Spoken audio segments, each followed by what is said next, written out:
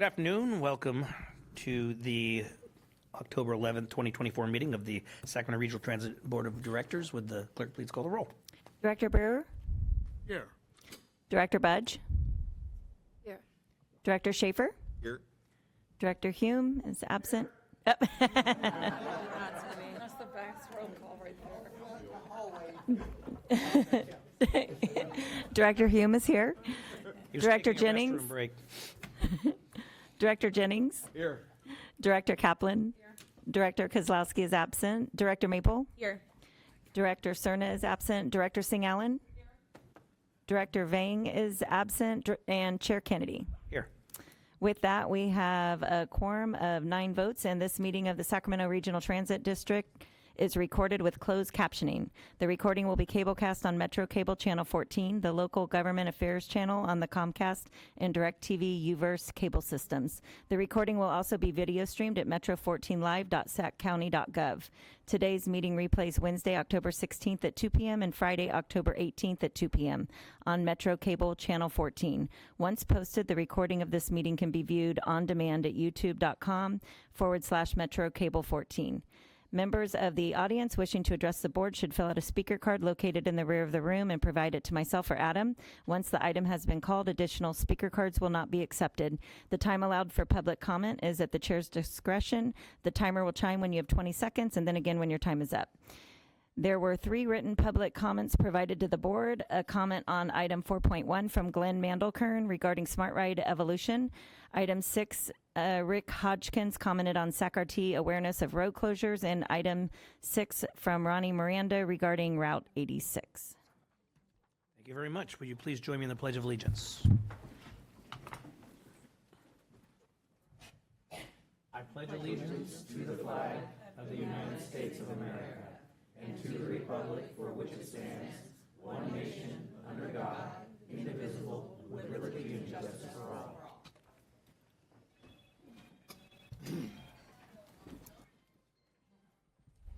Okay, first item, but before we do that, if everybody would please put your phones on mute or turn them off, that would be fantastic. Helen, it's not your fault. Happens to all of us. First item, please. So we have consent calendar items 2.1 to 2.6. There is a correction needed for item 2.5. The effective date of January 1, 2025 should have been on both of the resolutions for this item. It has been added, and there's a copy of the corrected resolutions in front of you. Thank you very much. Is there any member of the board that would like to discuss any item that's on consent or have something removed? Hearing and seeing none, is there any member of the public? I have no speaker slips on any item on consent. Is there any member of the public at this time? Is there a motion? So moved. Second. We have a motion and a second. All those in favor? Aye. Aye. Opposed? Abstain? Next item, please. Next item is 4.1, information item. Update regarding transitioning Smart Ride service to a proposed equitable and transportation disadvantaged eligibility-based microtransit service. And Anthony Adams will present this item. Thank you, and members of the board, as we know, it's kind of difficult sometimes for me to see, but I will make a concerted effort because I know there's a lot of interest in this item, so I will do my best to look to my right and my left constantly. Thank you. Good afternoon, Chair Kennedy and members of the board. My name is Anthony Adams. I'm the Director of Planning for Sacramento Regional Transit, and I'm here to talk about transitioning Smart Ride to an equitable and transportation disadvantaged shared mobility pilot. We're still working on a name for that one. So in order to see where we're going to go, we have to understand where we've been. So I'd like to talk about Smart Ride's history and accomplishments. This was operated since 2018 and really something to hang our hat on. It was the largest and most successful microtransit service in the nation. Provided over 1.5 needed trips to people to get to jobs, medical facilities, and schools. And I want everyone to notice the map on the right side here. These zones were selected because these are areas that have limited transit access. So these are areas that need the coverage, and they were giving coverage that was needed. This program was largely funded by a one-time grant from the Sacramento Transportation Authority and their neighborhood shuttle program. That's what paid for most of this service. Unfortunately, those funds ran out in 2022, and 90% of the cost has been shouldered by SACRT since then. 90% of that cost. And then came budget considerations. So there are some severe operating deficits for transit nationwide. If you look at the chart on the right, these are operator shortfall in the Bay Area. They're totaling hundreds of millions of dollars annually. So this is a boat that we're all in here in transit. And as such, the legislature passed SB 125 to give us that lifeline, to make sure we did not have to cut service.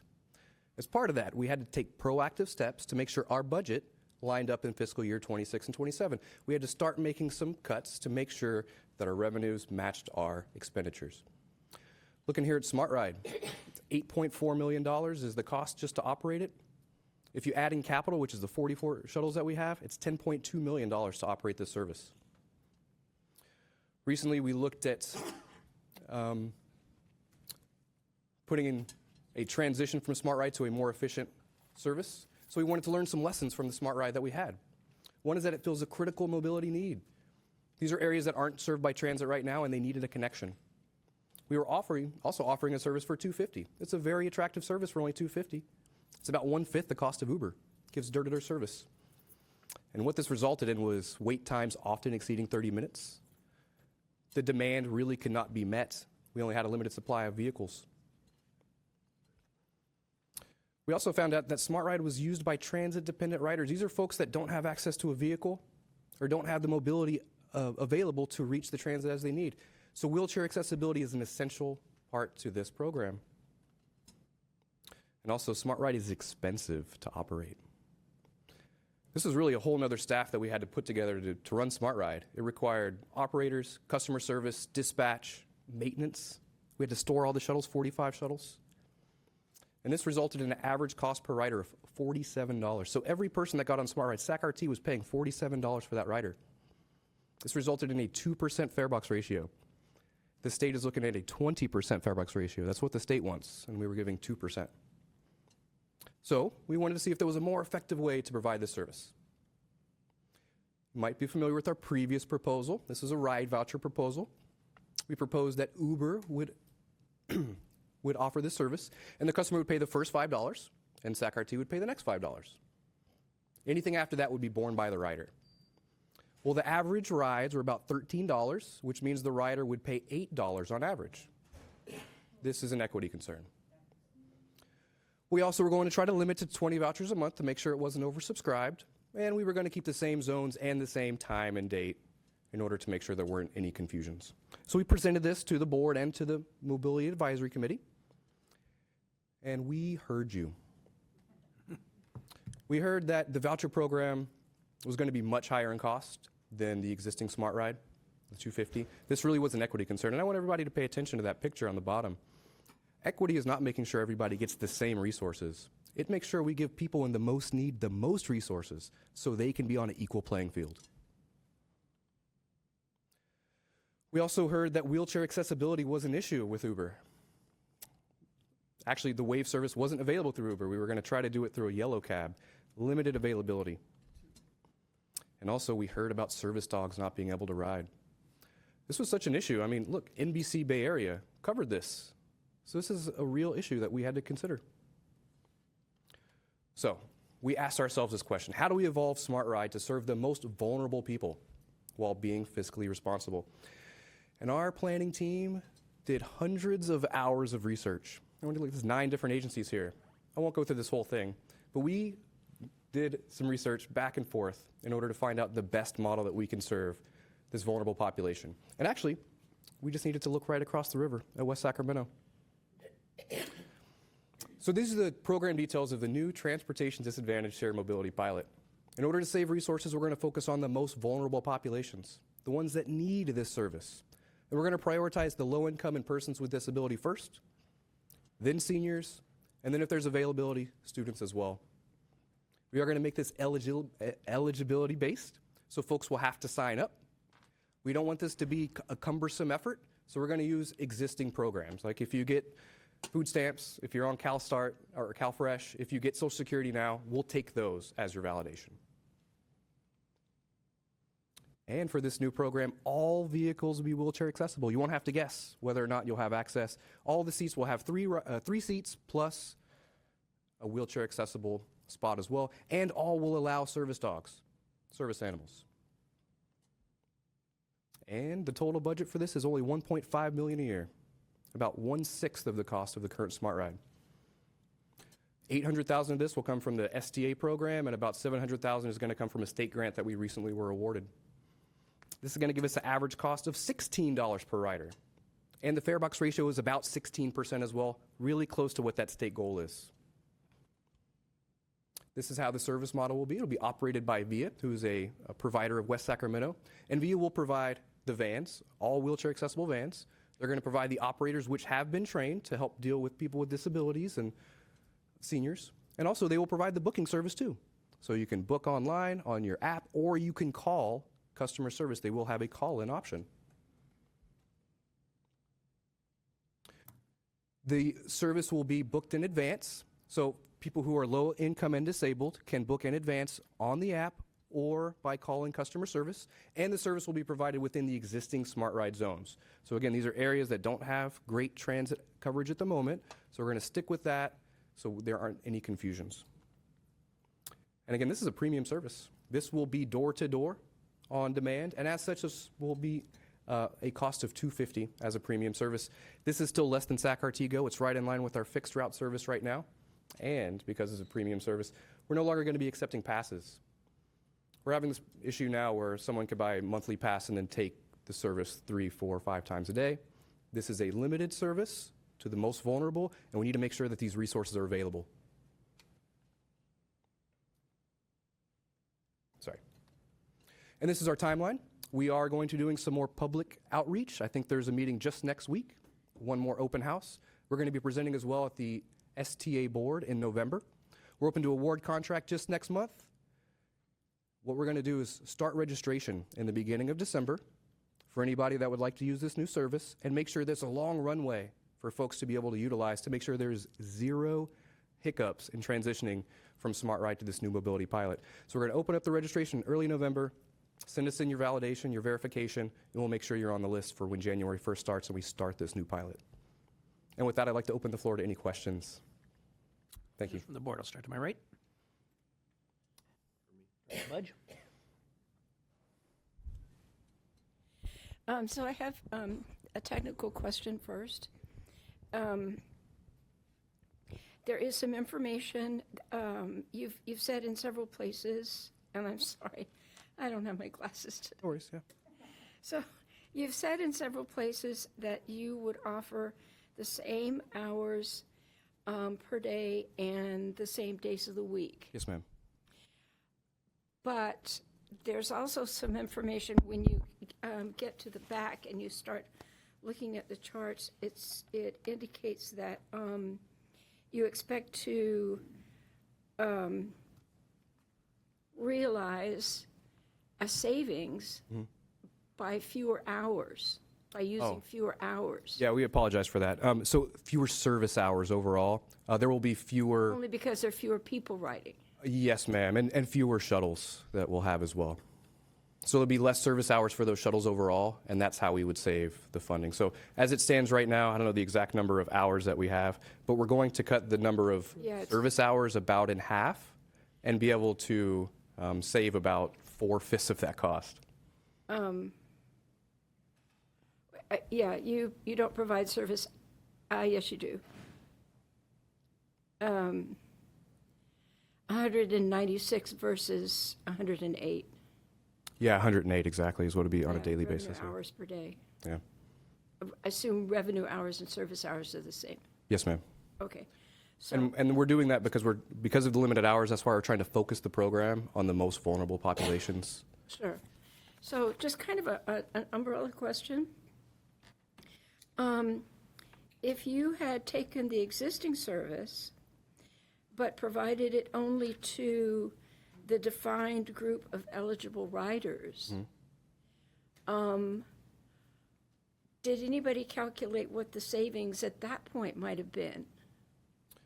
Yes, ma'am. We did look at various options. And if we were to cut the service in half, it would be about half the cost of what we pay right now, which is still about $5 million a year.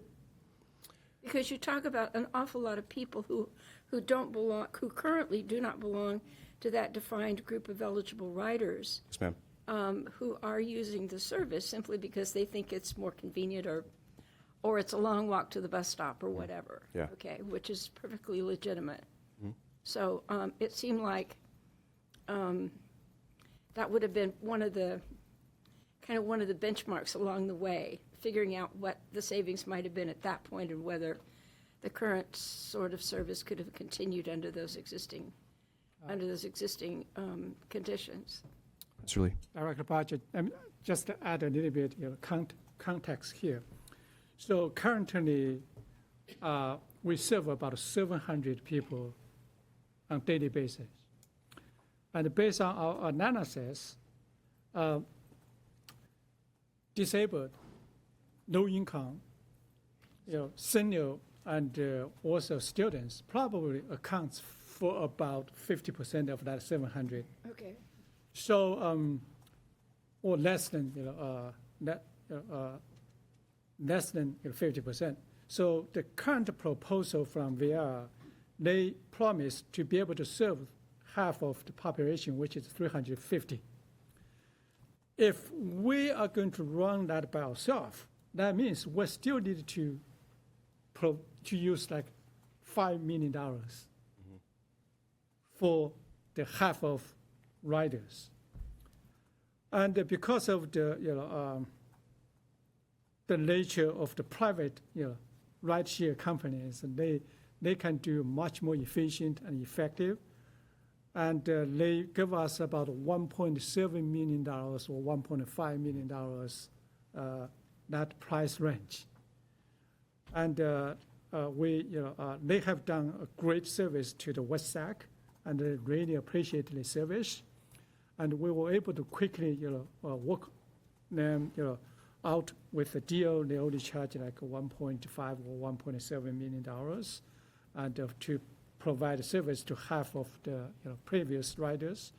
And in the meantime, the cost is much lower per ride, which is like $16 per ride. For us, it's $47. And also, very fortunately, early last week, we got a $700,000 grant for low-income population. So with $800,000 from STA and $700,000 from that grant, then we are able to come up with $1.5 million to be able to fund this service. So believe me, I do appreciate the fact, going back to my years on SACOG and whatnot, I do appreciate the fact that point-to-point dollar ride is probably the most expensive kind of service you can provide. If you look at the experience in places like Sutter County and Yuba County and whatnot, where they've tried to do that in the past, I really do understand that. But I thought it was a question worth asking. And then the other thing, the board used to get monthly information about ridership, and I think we all appreciate not getting that so frequently anymore. But on the other hand, it would be interesting to know statistically, because we've all heard rumors, but it'd be interesting to know statistically which of the 9 zones has the most amount of ridership. I know that from Director Cerna and whatnot, I know that Rancho Cordova and North Natomas have kind of bus deserts, and it is a very long walk from Ambassador Drive and its older population to wherever the bus is on Coloma or Zinfandel. So I'm wondering how the difference between a defined group of riders is going to impact the local residents. I don't know if I entirely understand the question. No, you probably don't have that information at your fingertips. We do have ridership per zone we can get to you. And we have like origin destination maps where we know where the hotspots are as well. And that's helped us define what the zones are. So we can provide that information to you. And it's certainly something we considered when we were doing this to make sure that we had adequate supply to meet the demand. Right. And with the numbers that we've looked at, we think that we can with the populations that have been identified. And that would be really great information. Public Works was looking for that today and didn't find it, so We'll get that to you. thank you. Yes, ma'am. And maybe, Mr. Chair, we can, in the future, before or after we implement this new program, we can, on the monthly basis, to provide this information to the board and the public to say, before, how many, rides in that particular zone, then after, how many, then we can continue to improve. Yeah, we can do something like that. Director Brewer. Thank you, Chair Kennedy. A lot of the questions that I was going to ask Director Budge had pretty much touched on, and so I want to thank you for raising those, because especially on the ridership part, because as we look at the different zones, it's always important to see who is riding, but also who is aware of the services being provided or will be provided, especially as we transition to VIA as that service provider. Which would come up to the next question in terms of outreach.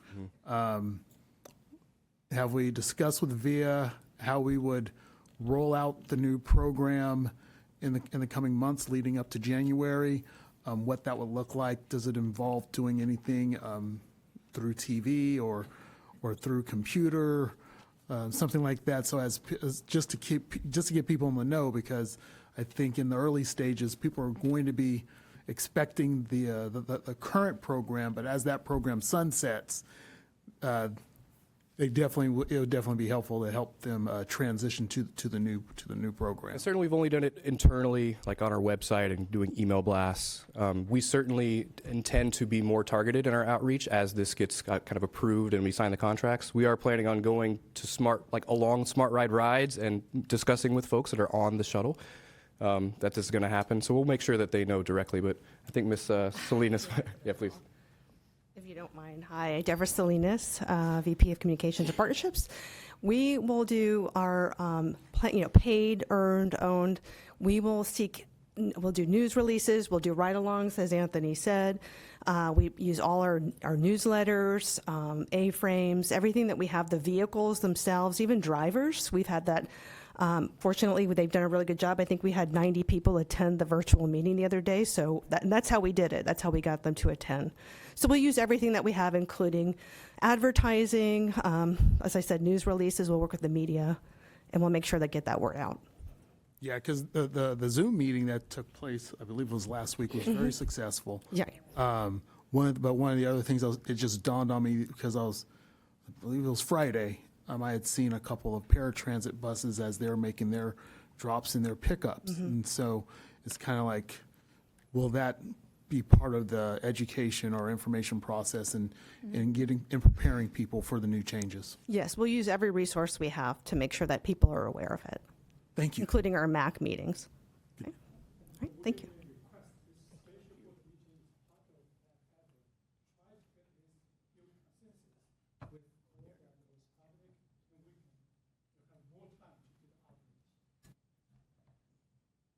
Vice Chair Jennings.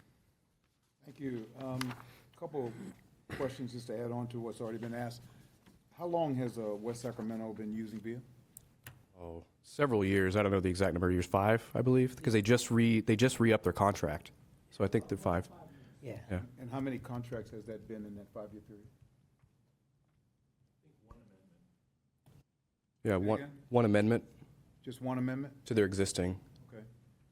So they've been pretty satisfied, and we have data to show. Yeah, they actually went back out, is my understanding, to see if there was going to be another provider, and they chose VIA again. Oh, good news. I'd like to hear that. And I also just want to have a little bit more information about VIA. They have operation in over 100 countries and hundreds of cities. Yeah. Yeah.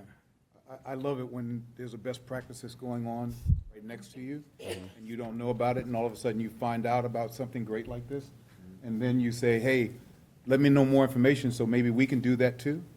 So I'm all in favor of that. So everything you're saying so far works real good for me.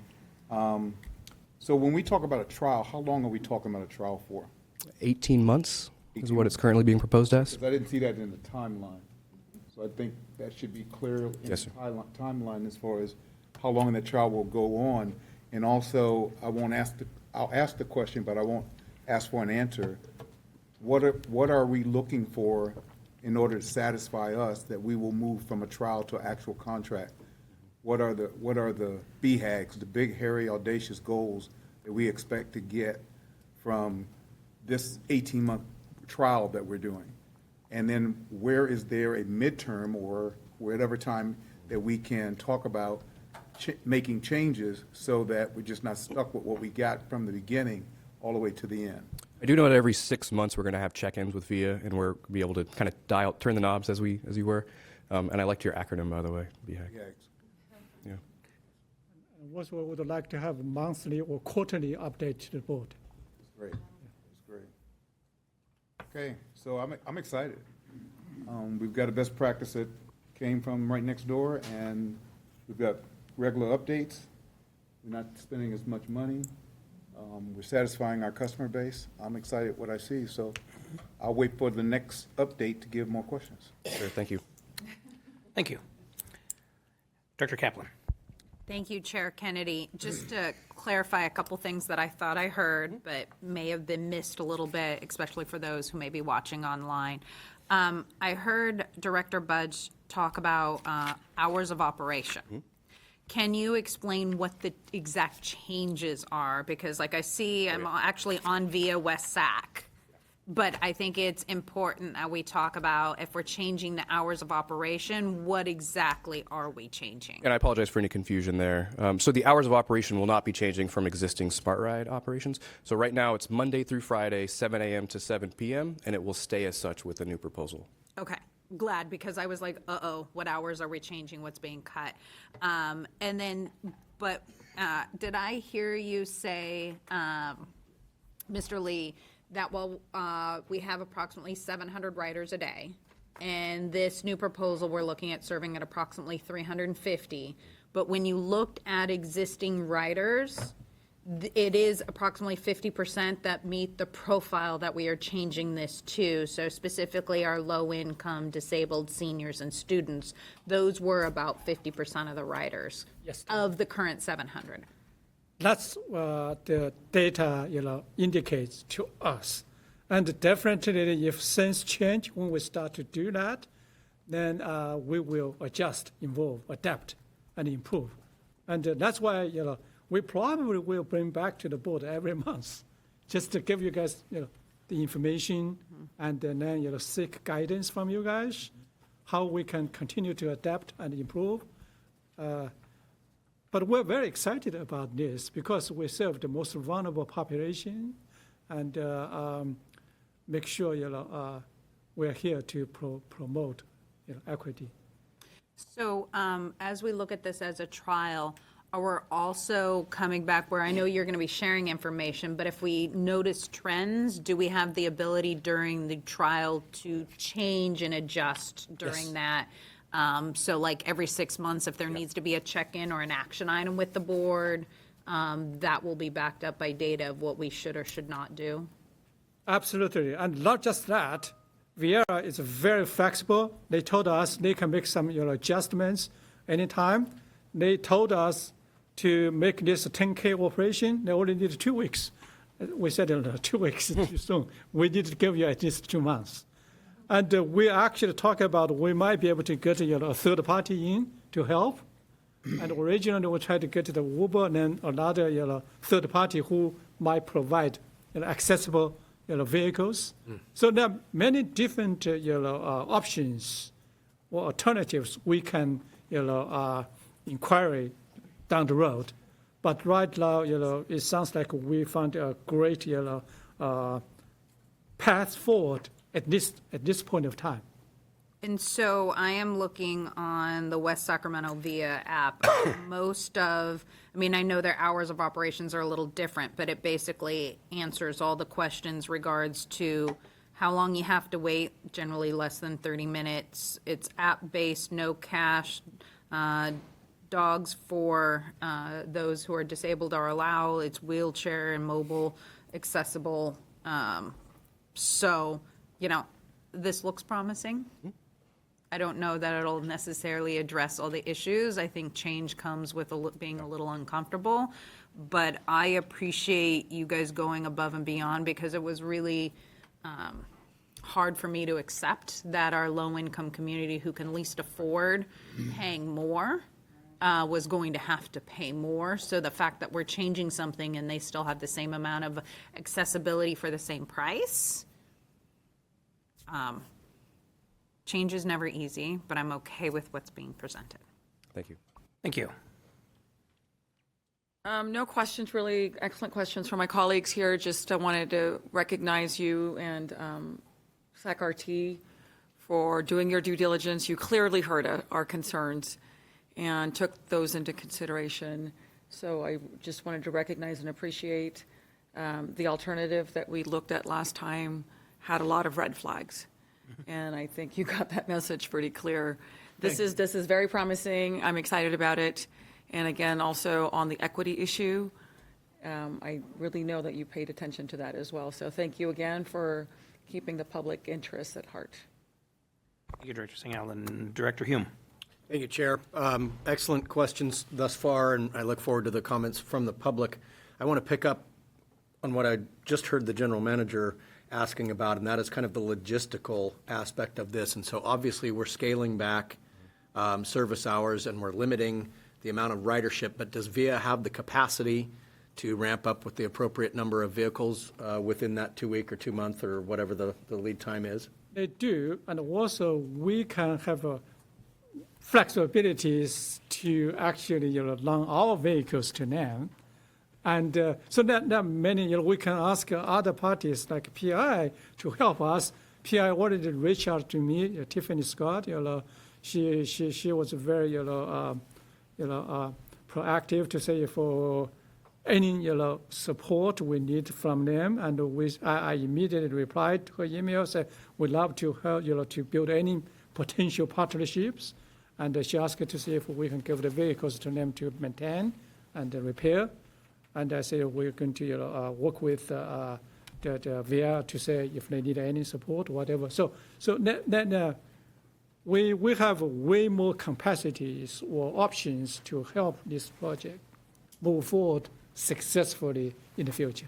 Good. And you sensed where my next question was going to go, because Tiffany also reached out to me to let me know that she'd contacted you. And so to the extent that we need to utilize sort of the logistics that we already have in place, that is available, and would maybe even allow VIA to do more and pick up more contracts. So that'd be Absolutely, yes. And then the last thing I want to say is relative to what the mayor was just talking about, and that is the mayor and Director Kaplan, and that is that this decision was driven by expectations that have been placed on us by the state. And so this was originally a pilot program funded through locally sourced dollars, and now it has been borne and shouldered by RT. And so I appreciate the creativity and the due diligence and really, I think, taking a hard look at all the options. And I'm ecstatic that the best options seem to be right in our backyard. Thank you, Director. Anyone else? Okay, I will say, I too am very appreciative of staff for, listening and coming up with a solution that I think works much better than the original proposition.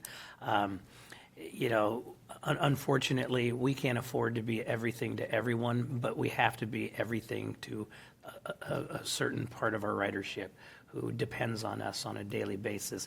I think that this does that. And so I'm very supportive of this, pending, of course, what the public comment has to say. I guess I have one nuts and bolts question. I don't know if it's Anthony or perhaps Olga. How do we go through the procurement process with VIA? Why did we not have to go through a full RFQ process or anything like that? It's the funding source. It's the funding source that makes a difference. We have a lot more flexibility when we have local funds versus federal. So if this was federally funded, we wouldn't have this flexibility. Got it. Thank you very much. Okay, that's all I'm seeing from the board at this time, so we will go to the public comment, and we will start with Jeffrey Tardaguia. Thank you, Anthony.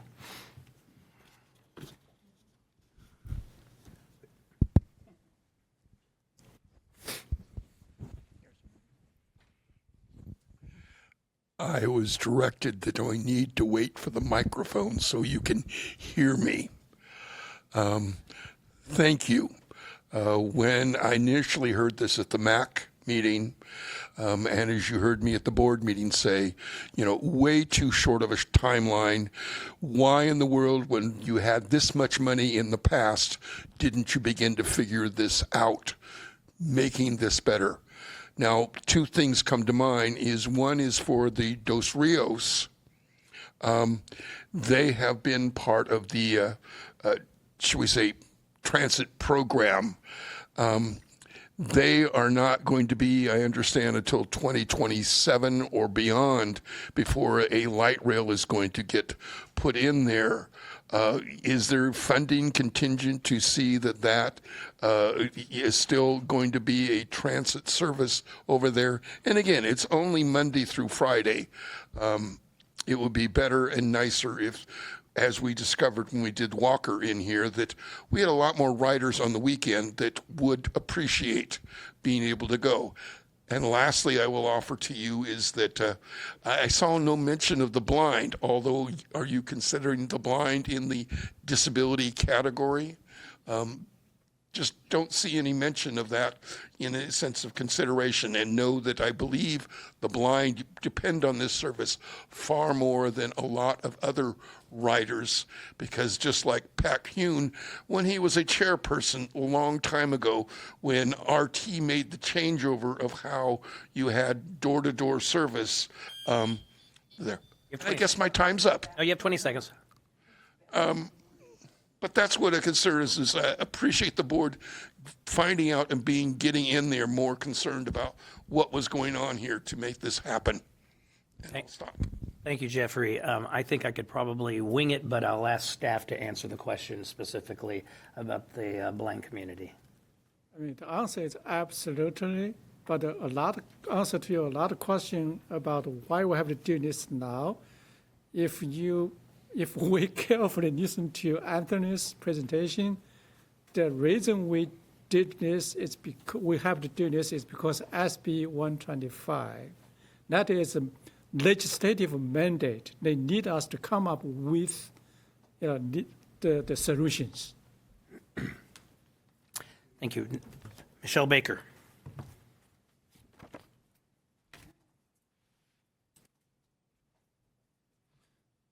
Every week, I use the Smart Ride to run errands like grocery shopping. I use it to go to the library as well. I also use it to go to take the light rail, go to the light rail station. I take the Smart Ride to Marconi Arcade light rail station because it's the only light rail station within the boundaries, and I use it to go downtown, to take the light rail downtown, to get here. And sad part is, this new service that's replacing Smart Ride, I don't know if it's going to be affordable or not. And for my benefit, I have autism, Asperger's syndrome. So I depend on the Smart Ride a lot. And I do use the regular bus and the light rail as well, but the Smart Ride is more convenient because where I live, the bus stop is 12 minutes away from where I live. It's literally across the street. And the closest route is Route 19. And that bus comes every hour. That's too long for me to wait. If I miss the 19, I have to wait for a whole nother hour for the next one to come. And I mean, I don't mind walking around, I don't mind walking toward Norwood, going to Dollar General or wherever, but it's easier for me. The Smart Ride is more convenient for me. And to see that it's getting discontinued, it's really sad because I depend on it so much. And I hope this new service is worth it. I hope it's a whole lot better. That's all. Thank you, Ms. Baker. Henry, we do have closed session. While we're in closed session, if Ms. Baker is still available, could we have someone on the staff to address her specific questions to alleviate her concerns? Absolutely. Thank you. We will have Anthony will. Okay.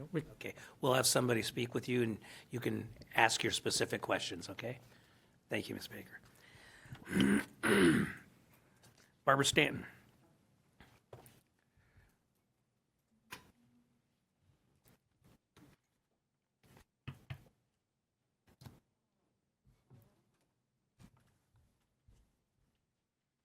Hello, Barbara Stanton, Ridership for the Masses. Good evening.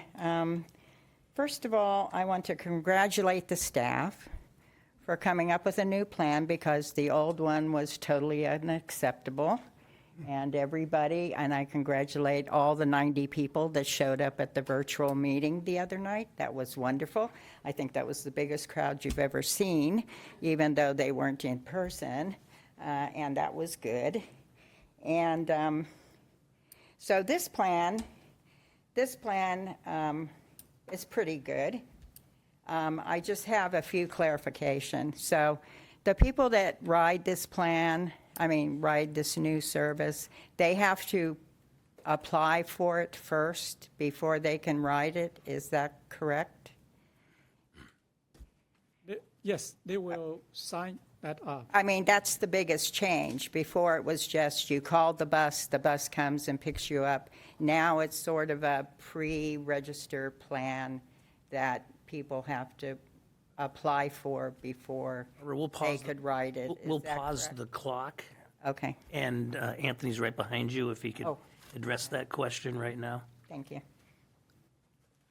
Sure. So what we're going to have people do is sign up. It will be a self-verification process. So if you, for instance, do your food stamp card or your SSI, all you have to do is submit that, and you'll be validated. Okay. And then we will come in afterwards randomly and start doing checks. So we don't want to have a delay in making sure we look all through it and you're waiting a week and not having a ride. So as soon as you submit your paperwork, you're going to be eligible.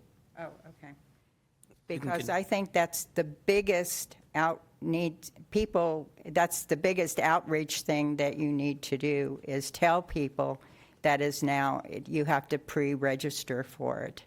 And otherwise you won't be able to get on the bus, right? Like that, okay. It's a pretty good plan. We'll see how it goes. And thank you for staff for listening to everybody in the last meetings, and hope it works. Thanks. Thank you, Barbara. Good input. Michael Bevins?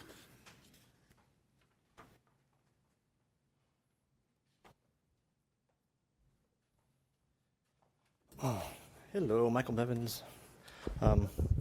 Just to start off, just a little complaining. Someone mentioned before, but either poor foresight and or poor planning.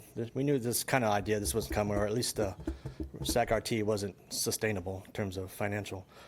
But beyond that, we're done. We're here, and I think the voucher idea is a decent one for half of the existent SAC-RT riders, ride-share riders. But basically, we're back to where we were, 8 years ago, when the SAC-RT ride, what's it called? I forget. You guys know what I'm talking about. Smart Ride? Smart Ride, thank you. That it was meant to cover gaps in the system. And we've mentioned before, bus deserts, they still exist. And now without the half of the SAC-RT ride, I forgot already, I have a block. It's gone. So those who are existing, we're back to bus deserts and big, giant gaps in our system. And the question now, how is SAC-RT planning on covering those gaps? I have some suggestions. I think I mentioned on the virtual call, we have some existing systems in our network. We have SAC Go, paratransit. What if we expanded their reach from just people with ADA? Maybe you can expand it to those who have difficulty using the buses. When the paratransit foundation is covered, you have extra time. You can then pick up those who are not covered by ADA. Same with the buses. I mentioned on the virtual call before, why can't we use, our buses don't go everywhere. Let's make the buses go everywhere. With these shuttle buses, you can have a neighborhood route. Roughly in each of these 9 neighborhoods, it collects, takes you from a street to a shopping center, to a medical center, and back to a bus stop so you can transfer, and then back again. Just a circular route. For the poor people, at least, that's an option. Thank you, Michael. Dan Ellison?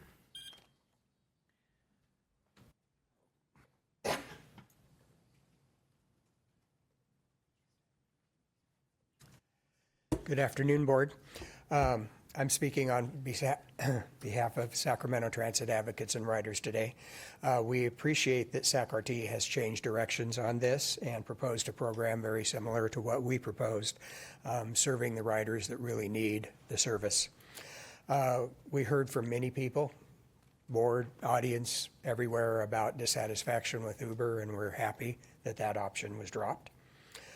We can't offer full support for the program until more details are known, but we do like where things are headed. We think this is a good direction. Students, on the workshop Zoom, there was disagreement amongst people about whether students should be served or not. We think that initially student service should be based on the low income or relevant qualification of their parent or guardian. And it's probably the thing that will need to be adjusted most through the 18 months of the pilot program. But initially, students should be served who clearly need the service. We also believe that the zones will need to be revisited. There are gaps in the zones. There are zones that really don't need this kind of service because they have transit density. But that can wait for later after the program is underway. We can start looking at the zones again. Thank you very much. Thank you, Dan. Helen O'Connell. Good evening. I am very happy that the board and the staff has really rethought everything in a quick turnaround. I am glad that they are focusing on people that really needed an alternative in a desert for transportation. There's still an issue for the other people that ride Smart Ride. Just because you can walk 10 blocks one way doesn't mean you can walk 10 blocks back. This is a good alternative to the first proposal, but I think it would behoove RT if they would try to maybe repurpose the drivers, the operational people, and all those employees so that they wouldn't be left out in the cold. Those issues, I think, I understand why you're going to a third-party vendor. They take care of all the benefits and the pay and all that kind of stuff. But we need to take care of our employees as well. So I just hope that things like that could be thought about before we cut off our fingers for our face, you know? Things like that really need to be publicized so that people can address things. Thank you. Thank you, Helen. Miguel Pena, we get the microphone to you. You can stay there, Mr. Pena. We'll bring you a microphone. Here you go. It's on your right. Now your left.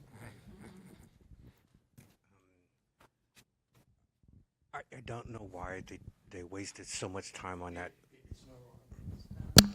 It's on. It's just hard to hear through the mask. Go ahead. All right. I don't know why they wasted so much time on the Uber proposal. They said they spent a lot of hours coming up with that ridiculous idea. In Roseville, I don't know, did you guys look at the Roseville? They have Arrow in Roseville. They just got a huge grant. They're expanding their fleet in Roseville. They're going to be purchasing the same type of buses or vans that they're using over at VIA. They're saying that VIA is such a great discount company. Well, what do you get with discount? So what people don't know, and unfortunately are going to find out the hard way, is a lot of the people that ride VIA, they get picked up, and then they sit there on that bus for over an hour before they get dropped off in their next location. These are things that they're not talking about. These are things that they're not discussing. If Roseville got a grant and they're able to expand their services and expand their fleet and get these smaller buses or vans, how come RT can't do that? So inevitably, it's just going to be all about dollars. So VIA will ultimately take over RT, and they'll be servicing our buses, our bus routes, and RT will no longer be RT. It'll just be farmed out to the cheapest entity that's available out there. And that's just unfortunate. There should be some pride in RT.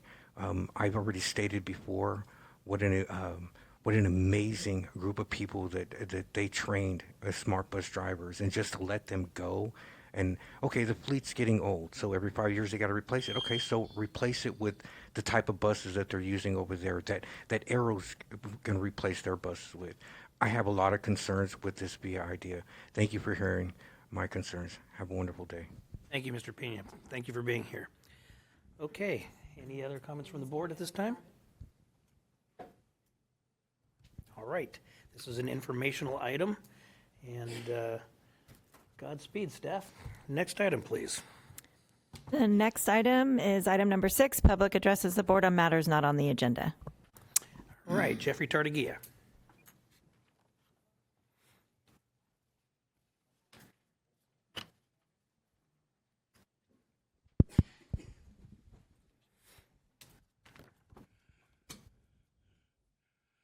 Well, Patrick, it looks like you're about to leave. Reminder, make sure 9 o'clock for SACOG, board of directors meeting. I think that's very important. And there's concerns there that I hope the rest of the board understands and knows exactly what this is discussing about. Linda, I know you've participated in some of this, so you are very aware of what's going on with Section 2. But dealing with my comments, not on the agenda, I think you firmly heard and seen already that you need to be reviewing more actively processes, policies, and they need to be revised. Right now, trying to get 4 bicycles on our new low-floor trains, I think, is an issue. We need to look at more of what's going on and happening. I know the difference of the low floor is, for me on a wheelchair, is Charles made the best suggestion. I need to ask for help, because getting in there and getting the buttons pushed and the other things that happen, it needs help. It's not always easy to do.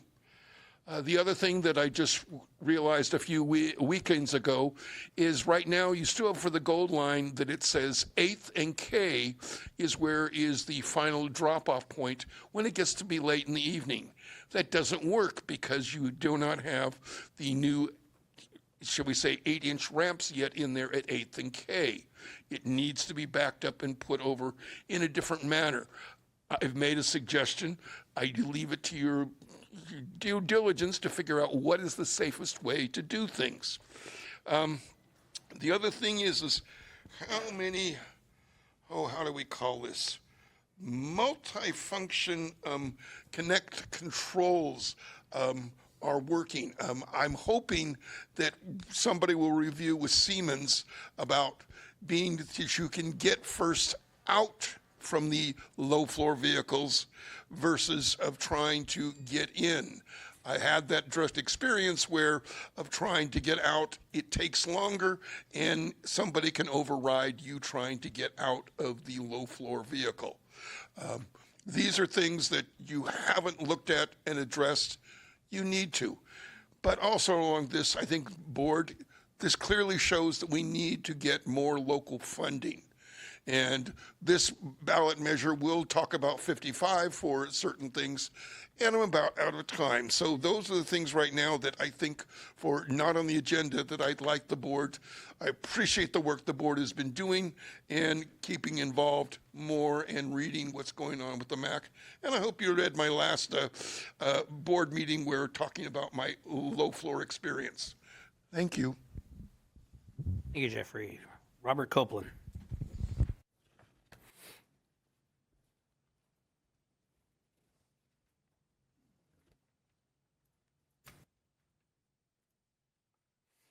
Well, why doesn't RT improve its system so there is no RT desert in these various neighborhoods? Because some areas of Sacramento County, RT service is pathetic. I give RT a D- to an F. You need to do public outreach, make people want to write RT.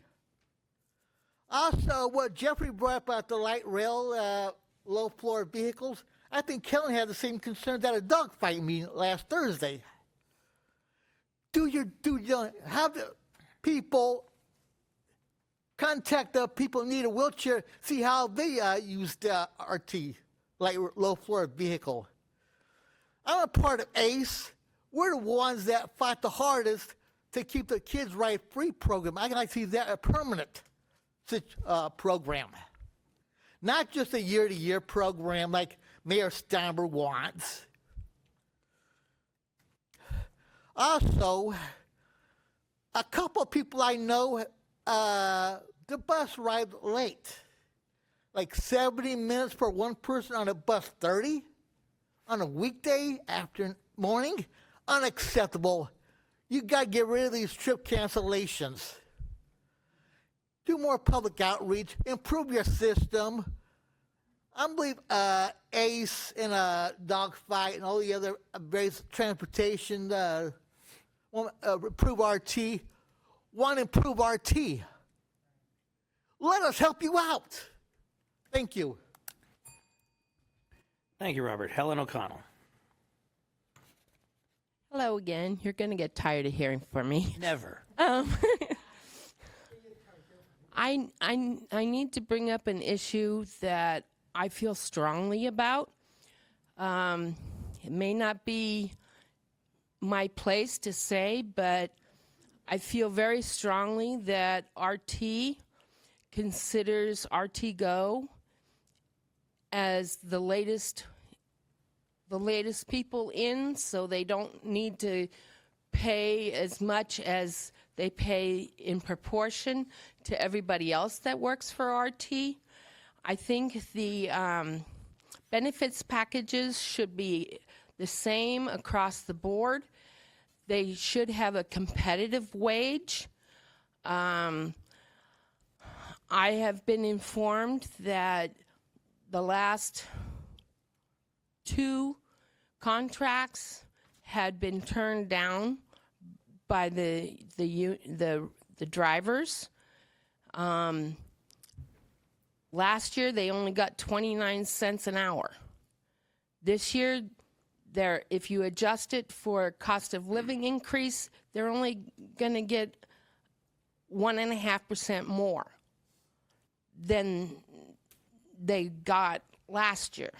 I mean, that's pennies per hour. They don't have all the benefits that the other bus drivers have. I don't understand why a mandated program is third on the list. It is mandated that you provide the service, and if you would not get fined for having a low on-time performance, you would be able to save enough money in 1 month to hire 2 people for a whole year. So that's my point. There's a lot of tools in the tool chest for negotiations. I think that the unions should be able to apply any and all tools that are in their toolbox, including the S word, strike. Thank you very much. Wasn't sure that was an S. Okay. Thank you, Helen. I believe that's all of the cards that I have for public comment on items not on the agenda. I see no one from the public raising their hand. Next item, please. The next item is 8.1, the General Manager's Report. Good afternoon, Mr. Chair and the members of the board and the public. First, I would like to appreciate our riders, advocates, disability community, staff, board, and others for providing important feedback regarding smart rider transition. And we heard loud and clear about your comments, and you spoke and we listened, and we quickly took actions. In fact, close to 100 individuals joined us for our nearly 2 hours online workshop or open house last Thursday, and providing additional feedback with very positive encouragement and good suggestions. Really appreciate that.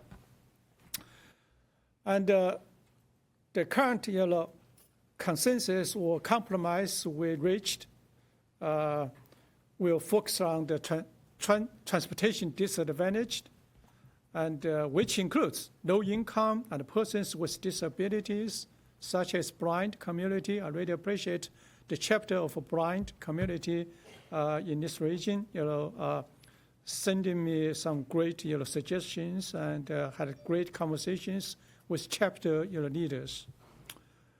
A point of clarification, a couple of speakers mentioned the current smart ride drivers. We have a promotional channel when smart ride drivers join our force. They normally spend about less than 2 years driving smart ride. Then they get promoted to drive big buses. And that has been very successful progression. And this time, as a transition, all of current smart ride drivers, especially the people just joined us about the last couple of weeks, about more than 10 people. I talked to them, joked with them. I said, you do not have to wait for 2 years. You immediately get promoted to drive big buses. Well, so we transition all of them to drive big buses. So I just want you, couple of you, feel, hey, why we cannot keep the smart ride drivers? They're great asset, indeed. They're wonderful. And we took care of them. We will take care of them. And so just want to make sure we're all on the same page on that. Okay. So next. At the beginning of this month, SACRT team had the pleasure of attending the annual American Public Transportation Association conference in Anaheim. We had the pleasure of meeting with Federal Transit Administration staff and attended their informational sessions. We also highlighted SACRT's great work, shared the best practices, all best practices during the APTA with the attendees, over 5,000 attendees. We participated in multiple workshops with industry peers and experts, and serving on 3 different panel sessions ourselves. I spoke on a panel focused on California transit agencies, over 130 transit agencies in this state, and our unique challenges, opportunities, and innovations. Shared SACRT's best practices on hiring, recruitment, and retention, and generated phenomenal feedback. One point I think we might have shared in this setting was we totally shift our hiring, the bus operator interview process, shift from traditional interview process into just a quick chat with the applicants for bus drivers. We helped bus drivers, the potential bus drivers, to fill the application on the laptop we provided in the in-person hiring event. We found out more than majority of the potential applicants failed in completing the applications, because application, we're government agents, there are lots of requirements. And we were able to find that issues industry faced, but we would, all the agency, help with one-on-one help to help potential applicants to fill the application, then talk to them for 10 minutes, 20 minutes, then give them conditional offer on the spot. That is the reason during the pandemic time, we were able to maintain 100% of our service level. Well, actually, we added multiple services during this time: Airport Express Bus, Davis Express Bus, and also the Davis Medical Center to Elk Grove Express Bus, and plus the Smart Ride and others. So this type of practices, best practices we shared with industry really helped the industry. And Lisa Han spoke on a panel titled Innovation in Safety and Security Using Cutting-Edge Technology. And both Shelley and Lisa received outstanding praises from audience and the moderators. And all three panels were well attended, and the audience greatly appreciated SACRT's contribution to the industry. The next, okay. Speaking of the safety, we often shared with the public of our commitment to providing a safe and respectful experience for all of our riders. And as we prioritize safety, we are conducting a customer survey to gather feedback on important safety concerns, including experience with street harassment and how safety perceptions affect riders' decision to use public transit. Additionally, SACRT continues to host our quarterly safety committee meetings with our labor partners to ensure we are communicating clearly and directly.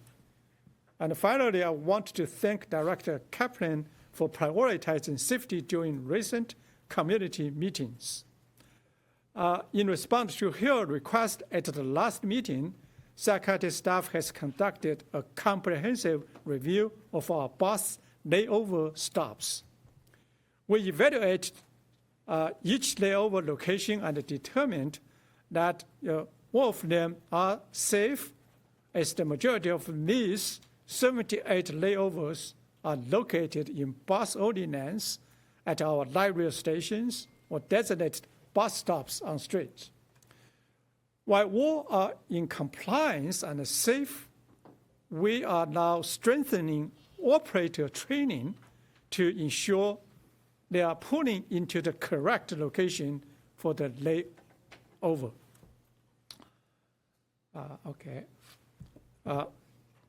This past weekend, SACRT was busy supporting the Aftershock Music Festival, held annually at Discovery Park. This 4 or 3 day music festival is landlocked by the river with very limited parking. The festival attracted over 160,000 attendees and generated over $44 million in economic activities for the region. Many are staying in hotels and utilized SACRT's shuttle to and from the concert, as you can see in the picture. Over 10,000 people rode our system, which is 16% more than previous year. And this week, the Golden Sky Music Festival returns to Discovery Park as well. So we hope every event goers will utilize SACRT for a street-free way to go to the concert. Please spread the information. And this is very unique. And 2 weekends ago, SACRT had the pleasure of transporting more than 500 individuals to the annual Dialer in Blanc event. Attendees both at SACRT's Waterman Lava and Sunrise stations, and they look beautiful and joyful. Prior to arriving at the dinner destination, they were able to board on SACART's new S700 low-floor light rail vehicles. As you can see, it's a great thing. They had wagons, chairs, tables, and other picnic elements with them. But I believe the temperature was very, very high. It was a great way to showcase our new vehicles to many new riders which have been operating on the gold and the green lines since the beginning of September. And as many of you know, we have started station construction on the Blue Line. We do not forget about the Blue Line.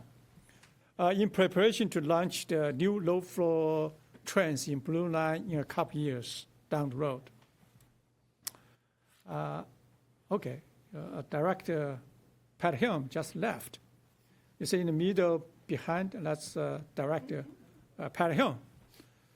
And last month, Director Helm led a delegation of Sacramento area leaders on a trip to China as part of a goodwill mission hosted by the Sacramento G9 Sister Cities Corporation. I believe several board members, previous board members and current board members joined this in the previous years, including Chair Patrick Kennedy.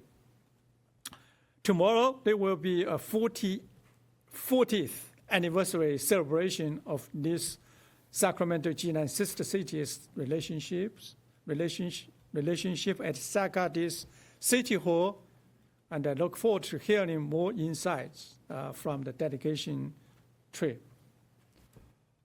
The last slide. Last week, Chris and I had the pleasure of joining State Treasurer Fiora Ma, Lieutenant Governor Eleni Kouralakis, and Congressman Barra and Kaini, and many others to celebrate the opening of a 130,000 square foot battery factory in Sacramento. The company secured close to $200 million to produce some great batteries.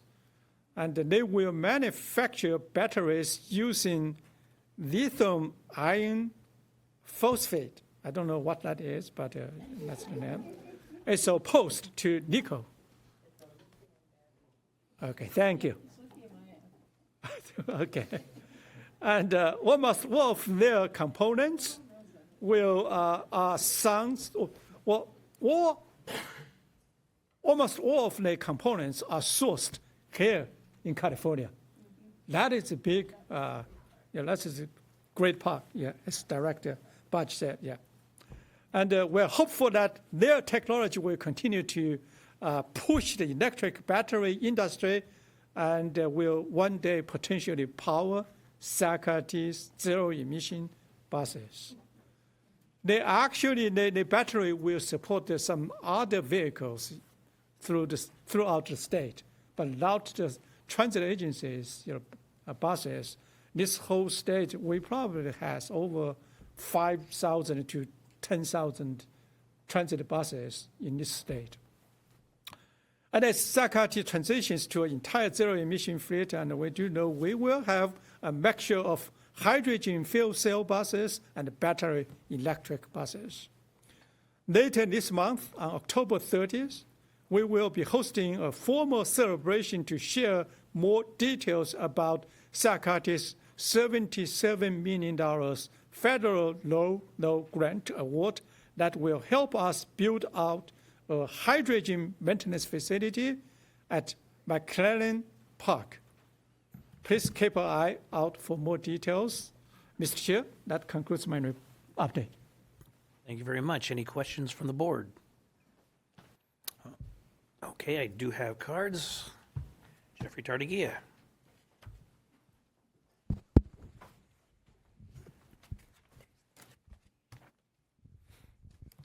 Well, Board, the first thing I will offer and say is 2026, we need to get a public transportation tax measure through so we have local dollars. Jeffrey, remember this is comment on the general manager's report. Okay.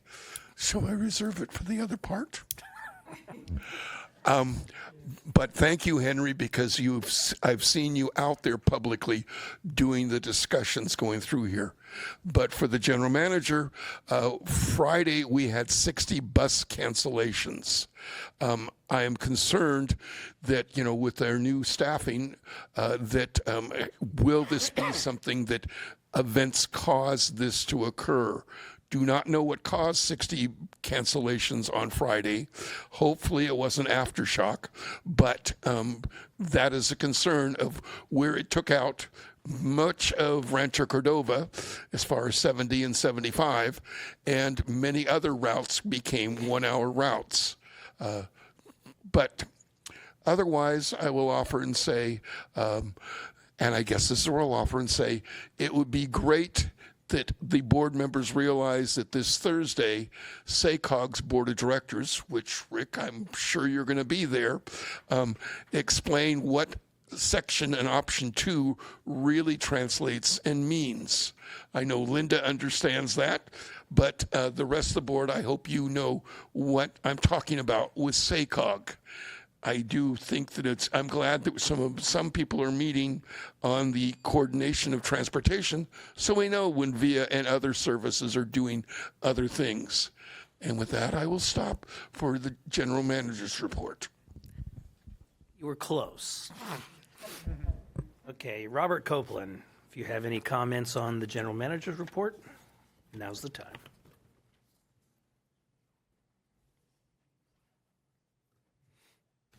I want to touch on a few things Henry Lee mentioned.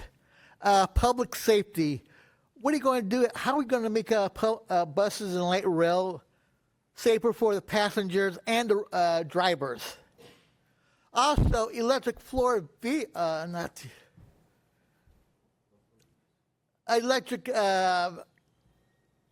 batteries. Do we have the infrastructure to implement that program? I don't know about that.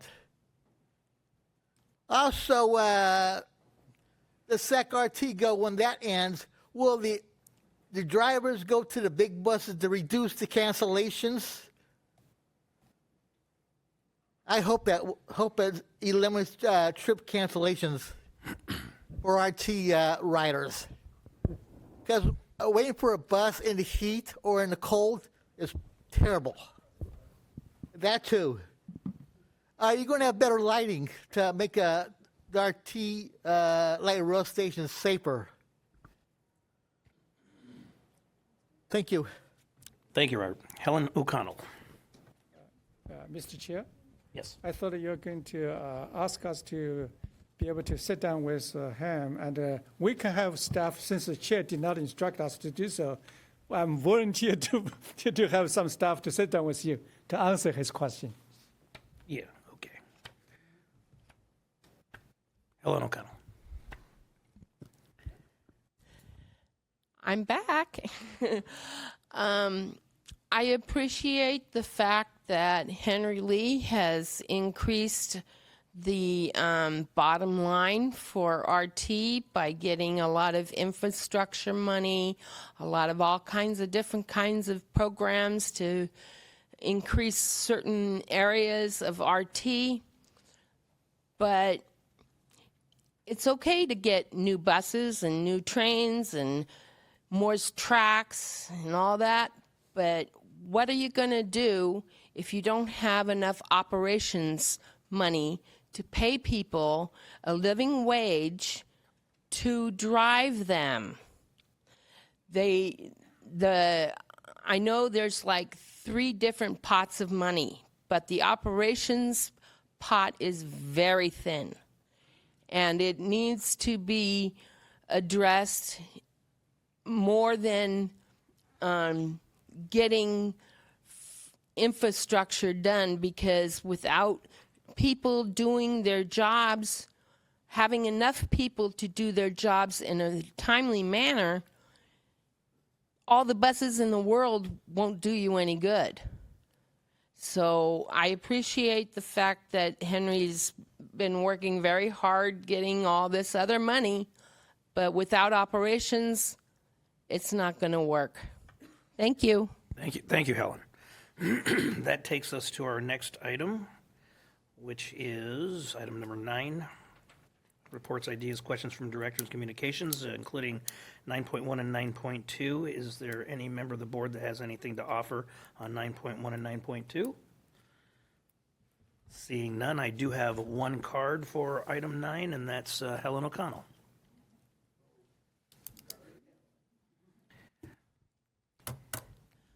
Back. This is a praise report.